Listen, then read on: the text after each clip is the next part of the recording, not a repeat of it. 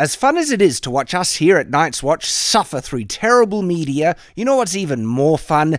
Good media. And here is a great one that you can dive into right now. It's the graphic novel adaptation of my book, Chronicles of Everfall, Shadow of the Conqueror, Enemies of Self. I hired one of the best artists in the business, Mike S. Miller. The art is fantastic. No expenses were spared. We paid for great colouring, lettering, and of course we put in heaps of our own time to produce the best quality graphic novel we can. This is top tier, and guys, you will genuinely love it. The launch campaign is out. You can get it in collector covers, leather bound, and I have released the second edition of my novel in the collector edition covers and leather bound as well. They're only available for a short time. Collector edition, high quality, and of course a really awesome story for you to enjoy. So do secure your copy as soon as you can and enjoy some high quality media as I continue to suffer through horrible media, which is what we're doing right here, taking a look at She-Hulk episode 6.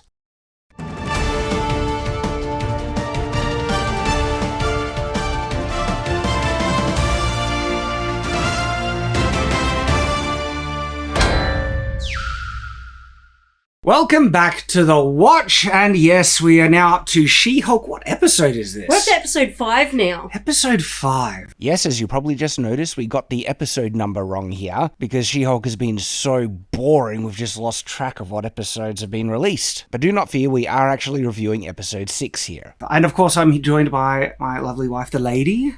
I'm back again. And, pointless again. What can we say? Well, you know, out of all the ones we've watched so far, this is the one I've hated the least. Really? Why is that?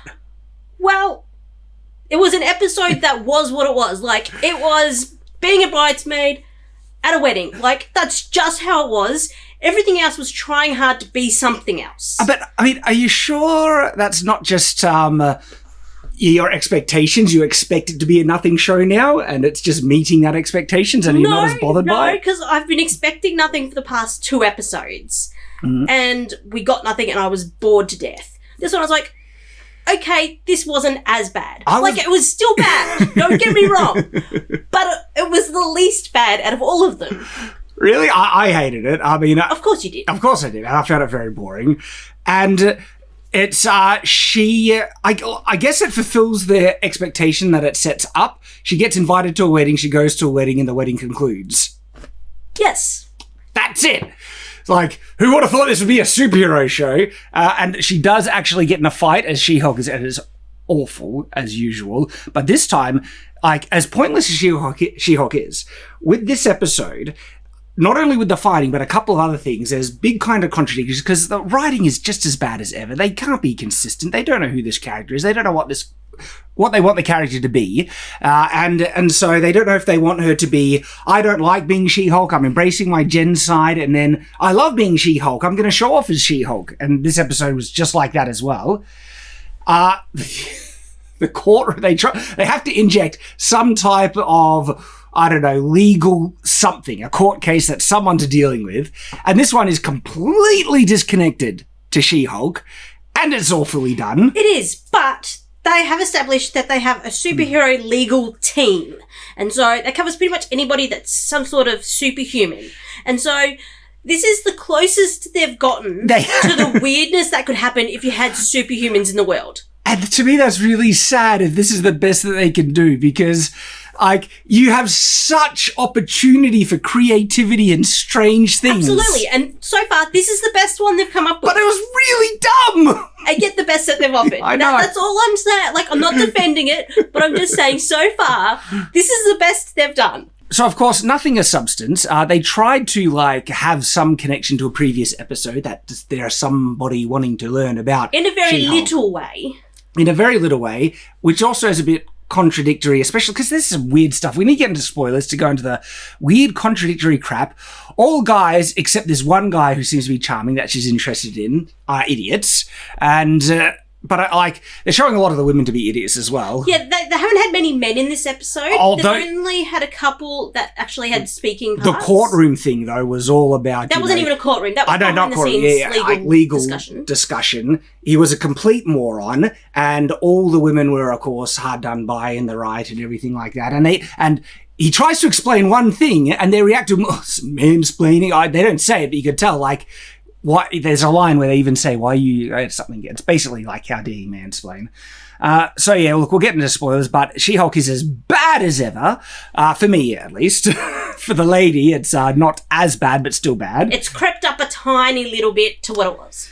But I only laughed at the stupidity. I laughed, but it was because something was really dumb and bad. I didn't laugh at any of their intentional jokes. And there we go. So we'll get into spoilers. I'll bring up the screen so we can see what goes on. And of course, we have the usual flashback. And it starts with her getting one of the most obnoxious invites, wedding invites I've ever seen. Yeah, by the character that they show to be the bride's lady, it seems to be intentional. Yes. Bride's lady? The bride? The bride. She's a lady. She's a bride. I haven't heard that term before, but we'll take it. Bridesmaid and then bride's lady. Yeah, but it makes it sound like maid of honor or something. Like, this is the bride. She's got the one title.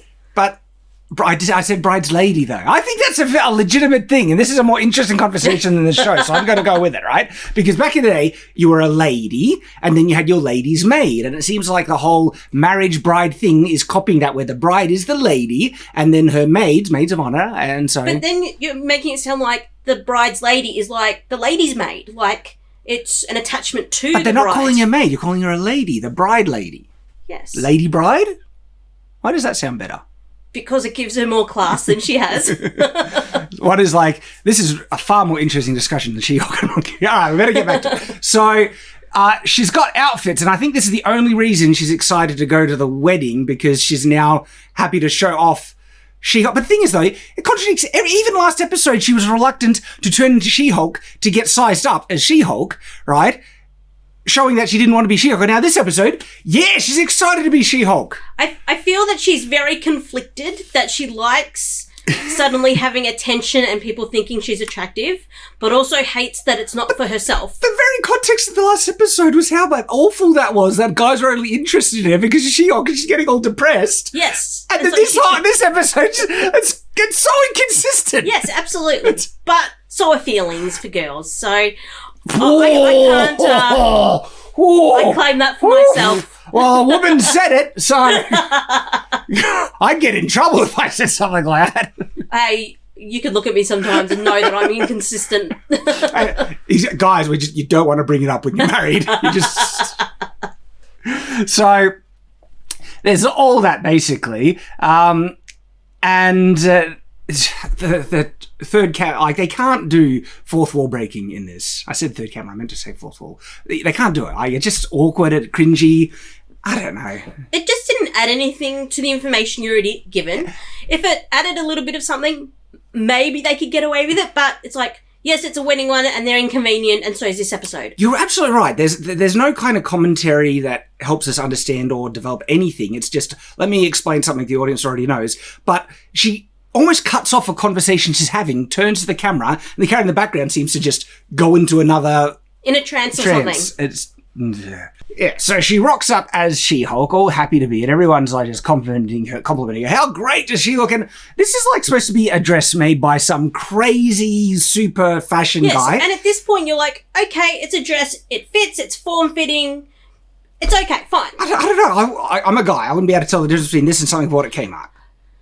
Now, what my problem is a couple of scene or so later, where she's wearing it as Jen. Mm-hmm. And you would think if it's this super awesome designer that's supposed to design things that can be worn for both, it would look better on Jen. And it looks frumpy, you know. It looks like a sack. Yeah, exactly. And so you would think with all these abilities and, you know, things that he has on hand, that he'd be able to make something that was a little bit more adjustable. Mm-hmm. Like even just... you know, the medieval strings that tighten at the back, something like that, where it could just be tightened and be form-fitting on Jen as well. Mm-hmm. But it's not. And it just hangs off of her. And you're absolutely right. The scene continues and the bride is like, you're going to take all the attention away from me. You have to be regular Jen. And she's like, okay, thank you. Hugs her. And this is a lead up to comments later. And it was like, She-Hulk has big boobs, everyone. It's funny because she tries to hug and she gets squished into the boob, and it's like, that's funny. If it happened to a guy, it would be sexist, and if a guy pointed out, "Wow, She-Hulk, you got big tits," it would be shocking. Now, as a short person, Yeah. I get hugs from people that are a lot taller than me that are women. Like, we'll greet each other. And usually if you're taller, you crouch down to hug somebody. You don't stay upright and have your... You're right. You kind of lean into it. You lean in. So she's doing this on purpose. Yes. She's rigid and standing upright and have her boobs in somebody's face. Teacher! Because a lot of my tall friends, they will crouch down. Yeah, have some consideration, Jen. You weirdo. But there is a double... Like, there is so many things that women do in this series that if a guy did it, it would be decried as sexist. And it just goes into the whole, like... Or reality that this modern equality movie isn't about equality. It's about doing all the bad things that anyone can get away with because they want to be in power, essentially. And anyway... So it's just awkward anyway. Yeah. Just Jen. But it's not just Jen. They don't even fulfill that. She-Hulk is in this episode. There's even a fight with She-Hulk. She's trying to be just Jen. She's been told to be just Jen. So we see her in a, like, you know, the outfit. And yeah, I don't know. I think it does look a bit big. Yeah, actually it looks very big. Yeah, you're right. There's no way of tightening the sides or the back or anything to what if she just had like a little cord that she tighten around? That could still be to work. You know, you're better than like the fashion person. It's not that hard. Okay, so, and then side plot. There's a guy who, this is the setup, okay? And I don't see how this could be a serious thing. He faked his death. I guess that's the thing. But from the conversation here, he's trying to say, it's like that his wives knew that he was alive. And he's saying, I can't die, yet I do technically die. No, you don't. You clearly don't die. You just regenerate. This is not death. There'll be no legal precedent anywhere that these marriages will be over due to death. Ever. Unless he legitimately fakes his death and is able to, like, maintain the injury, get sent to a coroner, they write it off, and then he starts a whole new identity. But guess what? They don't even contextualize that. Yeah, they don't actually say at any point that he's been legally declared dead. Yes! Because they've shown that, they show a little bit forward, him sustaining what would normally be a fatal injury, and he has no injuries whatsoever. He gets up and walks away. And so to be legally declared dead, you'd actually have to be non-heart pumping, non-brain anything. Like, a coroner would have to declare you would dead. Cease to be a person in society operating under this, like, you know... When I say identity, because even changing identity, that's just fraud, right? And so, like, these marriages wouldn't be over, and so that's weird. There's just an interesting, like, I'm looking at the subtitles here. He says, otherwise the settlement would bleed me dry, but he ends up settling anyway and giving him heaps of money. Because, like he says, so Mr. Immortal, you were saying, it's not the typical divorce case. He continues on. And there's a weird thing that happens with the assistant. She's like sitting in and then nod and they're speaking too much and not speaking much and then speaks. I don't know. It's weird. So he says this settlement will bleed me dry. Like, you need to help me out. But then they settle and he just says, I'm so rich I can just give you loads of cash anyway. So they're contradicting even their legal, like, setups. It's stupid. He kind of realizes after the lawyer has his firm talking with him. We'll get to that part soon. But at this point, he's trying to say that these are all deceased estates that should be paid their, you know, life insurance or whatever. And that he should still keep his and not have to do a divorce settlement where he loses a whole lot. But I kind of feel like if it was an actual deceased estate, they would get everything each time. That's a good point. And so wouldn't he be better off with a divorce than... Yes! Because he would be resetting his finances each time. You're absolutely right. He would lose everything upon each death. Whatever assets went into the marriage, the wife would inherit. I don't understand why he would do this. Because he doesn't like confrontation. That was it. He's like, it's so awkward to say blah, blah, blah, blah, blah, blah, blah, and he just pretends to die. To avoid an argument. To avoid an argument. I don't want to be in the marriage. But then the whole context of this is that he doesn't want to do the divorce because it will bleed him dry of his resources, but he would have lost all his money and everything due to death and inheritance. This show is bloody stupid. Oh my goodness.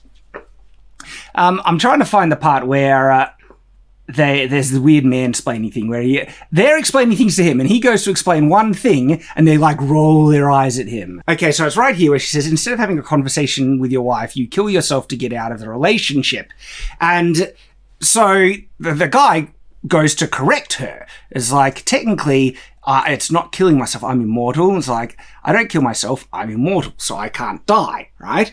Now, this, I was like, yeah, it's a guy who's just being a bit overly pedantic, exactly, and people can be pedantic all the time. And then this line makes it feel like, how dare he mansplain? It's the follow-up line by the assistant, where it's like, do you think this woman doesn't know what immortal means? It's like, anyway, it gave me very much how dare he mansplain vibes. It's like, I just found his whole conversation was a bit weird, because he was like, instead of ending a relationship, I do something that would kill me, but I don't die, but I'm doing something to die. I know, and even he doesn't know it. And it seems like the reason why he doesn't know it, because the writers don't know it, and they're just trying to create a convoluted bullcrap thing, which makes no sense at the beginning, because the writers wouldn't inherit anything upon his death anyway. Yes. So, unless there was a really weird will that kept things in a trust or something that he could then access as a different name, because if he'd planned it ahead and he was doing these fake names and stuff, he could leave himself technically something in the will,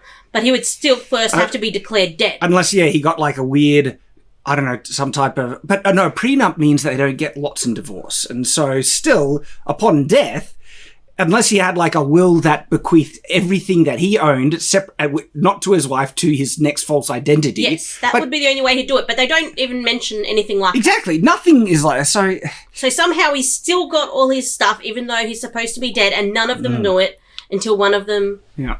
Anyway, we'll get to that. Though he does do something here, which just felt like a complete encapsulation of the audience while watching She-Hulk.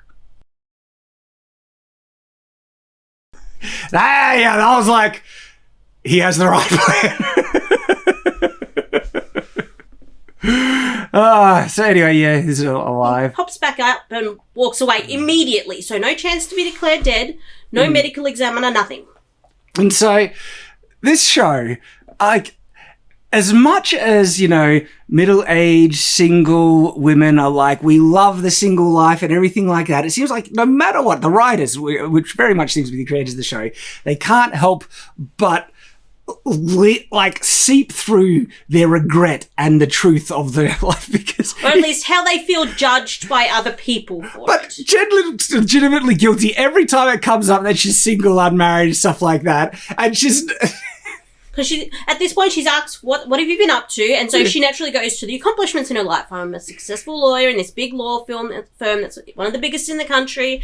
And her friend's like, no, do you have a boyfriend or a husband or something? And she's like, oh, no, I don't have any of those. And what I find, I don't know, is this me? Because I know, like, having a marriage, children, family is so far more fulfilling in orders of magnitude than any career could ever hope to compensate for. And so, because when I hear this, right, it actually rings true. It's like, Jen, it doesn't matter that you got superpowers or you got a cool career. What have you actually achieved in your life of true substance? Okay, now that's a little bit unfair. I'm going to speak up for the middle-aged single women. Mm-hmm. Now, if she's obviously tried dating and she's failed. In this context of the story... Can I interrupt just a bit? No, let me finish reading first. Okay. Talking, not reading. Okay, so she hasn't showed a disinterest in dating or men. She has focused on her career. Mm-hmm. However, as a single woman, it is a very common thing for people to say, when are you getting married? Do you have a boyfriend? When are you having children? Good advice. Good questions. They're horrible questions. If it's something that you want and you haven't been able to find the right guy, that's a horrible thing to say to a woman, because sometimes there is no control over this of finding the right guy. I agree, except I don't think it applies to Jen at all. I think you might have misread one key thing. She's not after a relationship. She's after quick hookups. She hopped in the sack with one guy at the first date. Okay, and she is not approaching the dating game with the mindset of finding someone in a long-term relationship. Perhaps not the way that we would go about it. That's an awful way to do it. Perhaps so, but I wouldn't say that it's uncommon in the world. It's not uncommon, and that's why things are going. Embrace tradition, people. Yes, we are traditionalists, and that's fine. I'm just saying that this is not outside of the realms of possibility in life. It does seem that, though, she has prioritised career over family. Well, that's the option that she's pursued as the first priority, not as, someone who... But it doesn't mean it doesn't hurt when somebody's like, that's the only thing they want to know about you, is if you're married yet or if you have a boyfriend, and it's irrelevant of what else you have accomplished. I do get what you're saying, my dear. I do get the impression, though, that the show was trying to present isn't it great having a single middle-aged life? And even they couldn't avoid the truth or awkwardness that there is something better than that. So something more wholesome that even in the episode it feels like Jen knows and she's trying to avoid. I don't know. That was my impression. Okay, well, I've said mine. Next. Okay, so yeah, there's that scene. And then Titania arrives. This is so dumb. It's like, how did she get invited? So she said that she's dating a friend of the groom. So and then waves to him across the room. Titania. She's clearly only doing to get to Jen, that's proven by this episode. And so she's stalking Jen's relatives of the off chance that one of the relatives might be getting invited to a wedding or something. Well, this isn't her relative. It's her friend from high school. Even worse. like not even family, just random friends for the chance to get, Maybe she's following her on social media, and Jen has posted on social media that she's going to be a bridesmaid. See, what you're doing there, my dear, is called headcanon. Yes, it is. You are injecting context in the show that the show hasn't given to try and explain plot holes. Fairly plausible. I don't know. I was like, to what level would Titania, social media stalker? So they haven't showed Jen posting lots on social media. And so she's not big onto that. And so there's nothing indicating that yet. And I'm just thinking, how does she know? I don't know. She's rich. She's paid somebody. Let's just put it down to that. Again, the show doesn't deserve the generosity that you're giving it. You're being far too kind to the show because it's dumb. Okay. And anyway, so Titania comes. Though, I mean... everyone in this show is awful. Titania's like the most least awful, annoying character in the show, and that's saying something to me. It's like, at least she's doing something interesting. She's proactive. Yeah. Okay. And so she gets, approached by a nice guy, and he seems like a very charming guy. So I wonder how long it will be until we find out he's only into her to get to She-Hulk, or my prediction is actually... working with the people trying to steal her blood? Exactly. Because they can't make a nice guy hang around. I hope I'm wrong. It would be nice to actually have a decent guy, one decent guy in this whole show. Because he talks like a normal person, and he interacts with her. And when I say decent, I also mean not a complete moron, because the nice guy who was in the office also ended up being a complete moron. He had a character change. He had a stroke. I wasn't the only one who noticed it. A lot of other reviewers were like, who is this character? He's acting completely different. And so, anyway, they have a conversation. The bride says, all the staff left because they don't like how I treat them, so Jen, I want you to clean up all the stuff for me. And at this point, I'm wondering, how much self-respect does Jen really have here? Well, she's already shown that she doesn't have a lot, despite her apparent ability as a lawyer. She's not actually all that confident to say, no, this is your party that you pack up afterwards. That's what it gets me. It's like, it seems contrary to a person whose occupation is to argue for a living. Yes. And I can see somebody doing this and just going along with it, but it's not portrayed that's not who she's supposed to be. She's supposed to be a strong, independent lawyer. Yeah. She was so assertive in Bruce's face in the first episode. And then ever since, she's been a pushover. Well, it's for everybody. It's inconsistent writing, right? When it's appropriate, or they think that she'll be really assertive, stand up for herself, and when not, she'll just lay it because, isn't it awkward, the dramas and what she has, poor Jen and stuff. And it's arbitrary, and it's just to create bullcrap sympathy for, Jen is being mistreated by this stupid, annoying, two-faced, Bridezilla. Brideslady. Bridezilla. Bridezilla, yeah.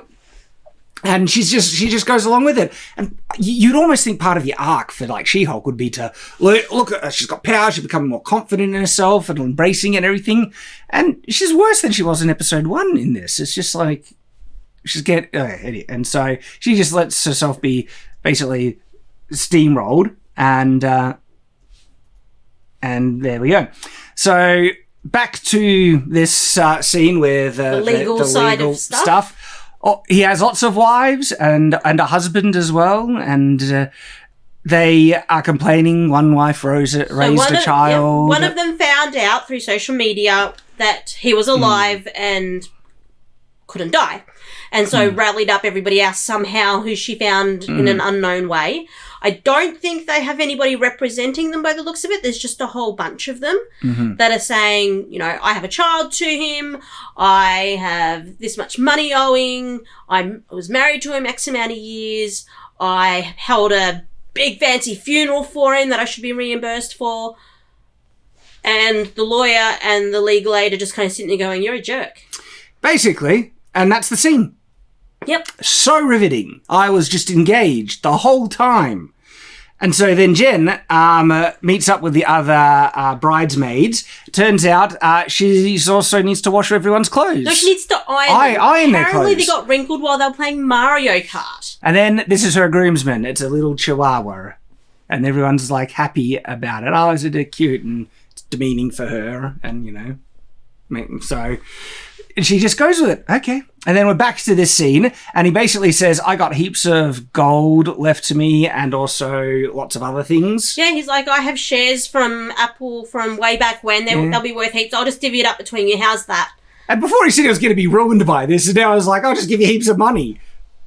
And then this part felt like somewhat realistic for selfish people, not for just like... people that aren't so hung up about money, but they say, hang on, I was married to him for longer than other people, so I deserve more money. And then I had a child. And they start arguing and everything like that. And was this where he tries to, he's like, he's ready to commit suicide again. Not commit suicide, jump out the window. And the lawyer sits him down and doesn't let him escape. Like, again, it's exactly how I feel watching this show. And then back to the wedding, and Jen's just now she's happy. So this is her cousin.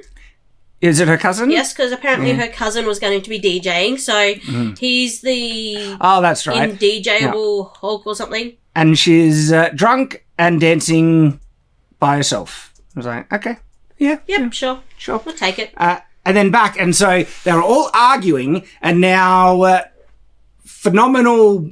incredible legal aid comes to rescue. She has organized everything, and she's like, I'll do this for you and do this for you, and turns out one just wants an apology with eye contact, and that's all she wanted. And it's like, is that the joke? Is that supposed to be funny?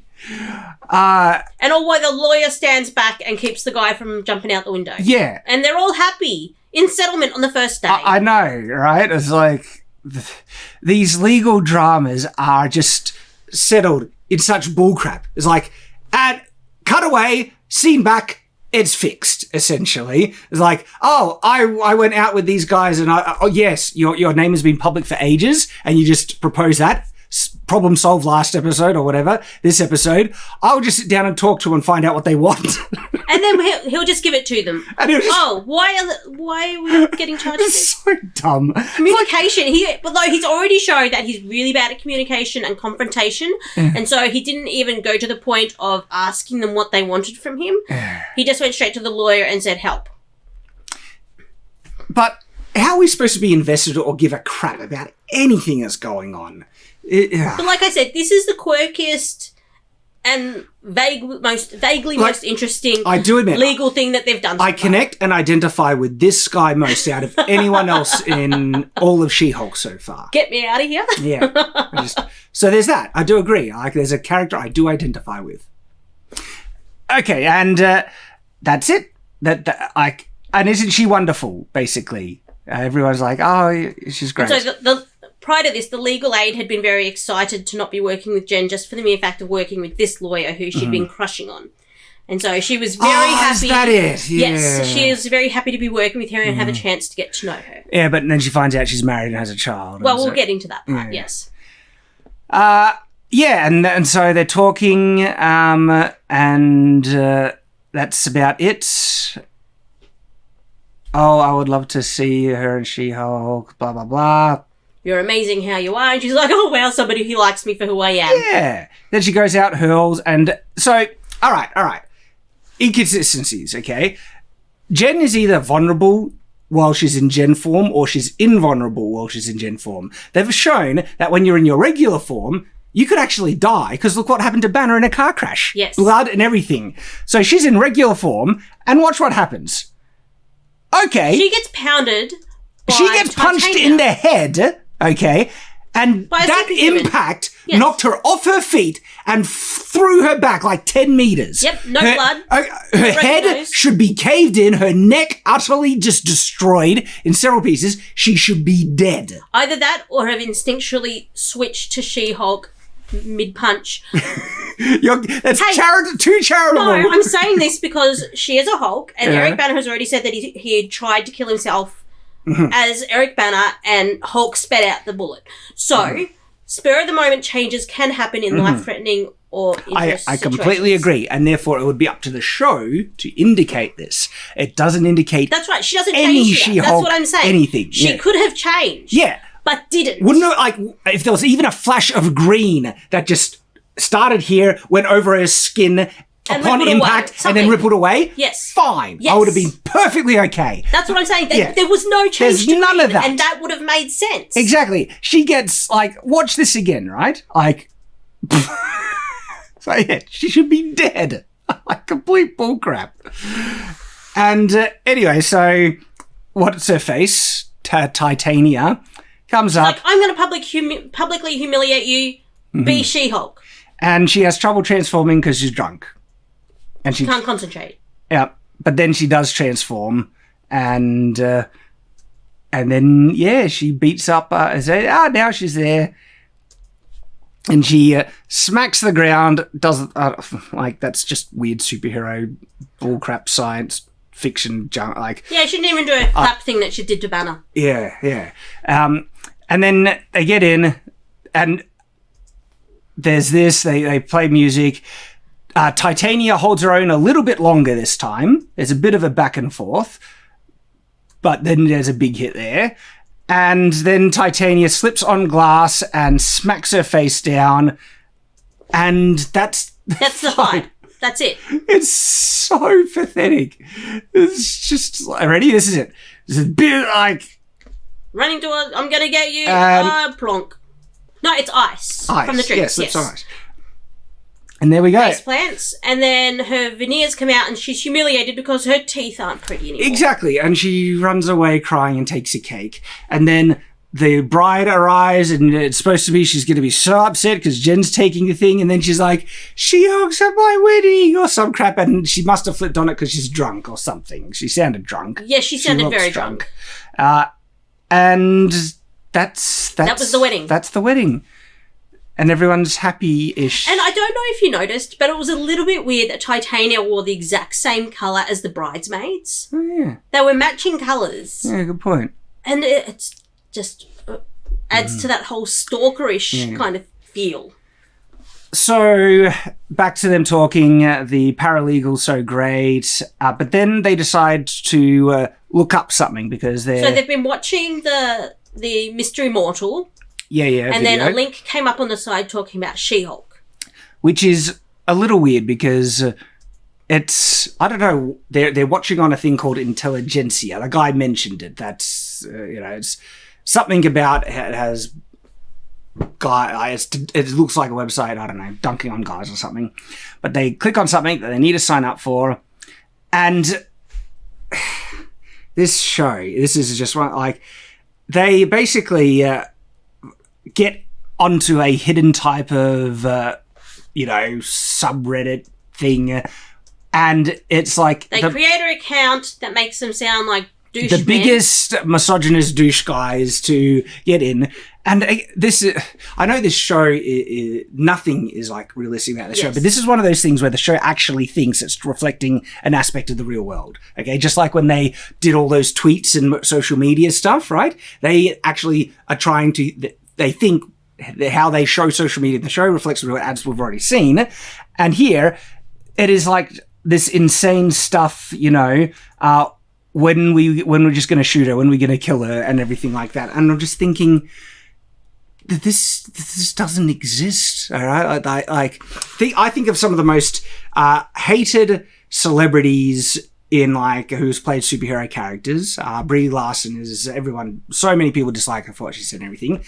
And I didn't see anything close to this. I won't rule out that there are people that have a few screws loose or are a bit unstable that might go to extremes and send death threats to people they strongly dislike. Oh, yeah. That happens. I agree, but you could almost count on your one hand. And what annoys me more so recently is that people have been claiming out saying like, character in X TV show. So it happened with Star Wars with the actress who played Reva. She got sent death threats or everything like that. And they only produced things complaining about diversity hire, and I don't remember seeing an actual death threat. And if it was like one or two from some losers or anything like that, nothing this extensive like there's this horde of people wanting death upon an actress they don't like. Well, it doesn't technically show that there's a lot, but there are a lot of posts. Yeah, but you can see like 3.2 thousand views and everything, 11.8 thousand views. Seems a weird number of views for something that needs to be behind a password. I know. It really looks like they're trying to inflate, like, and so all right. This is bullcrap, you know, trying to say the world is so misogynist and the hate that people get. It's all about these crazy people that want people. No. A lot of the complaints about She-Hulk, about Star Wars, and everything is usually because the writing's bad and the show's awful. But then Disney has been trying to deflect and say, I don't know, it's only people who are misogynists and sexist that are saying they hate it and everything, which is bullcrap, okay? We know people dislike it because it's a bad show. If we were to separate from that and just take in the context of the show itself, what on earth has She-Hulk done to cause this? But then if you put it in the broader world, they've already established that there are supervillains, there are people that are very anti-hero.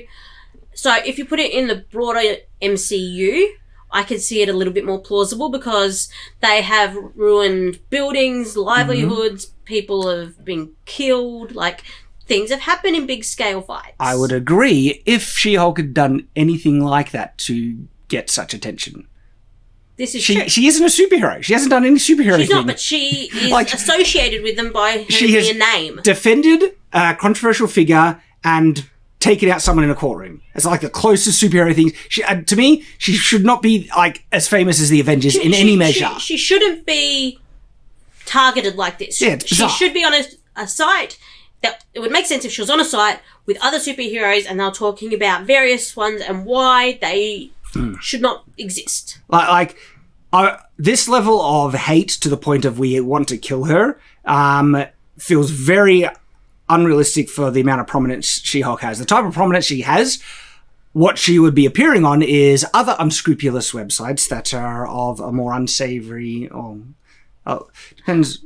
Different sort of unsavory. Yeah. People would be not wanting to kill her. They would be wanting to watch media that depicts other things in relation to the characters. Just have her a little bit more photoshopped. Yes, or deep fakes and stuff. That would be realistic. Yes. Yeah, that would reflect the real world.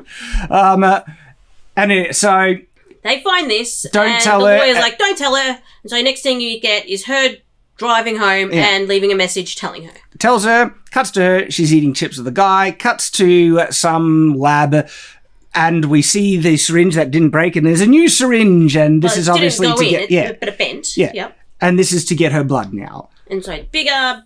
And that is the level of follow-up that we had from that attack. Now there's just people after her blood, and it's only this tiny little thing. That's all we get after them at the start of it, doing previously and showing the attack.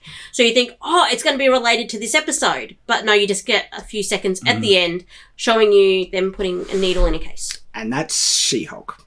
Yes. So boring and pointless still. Nothing really of any interesting significance has happened at all. It is such a pointless, pathetically stupid, useless waste of time show that you lose brain cells watching, and it has remained so in episode 4, 5. We're up to now.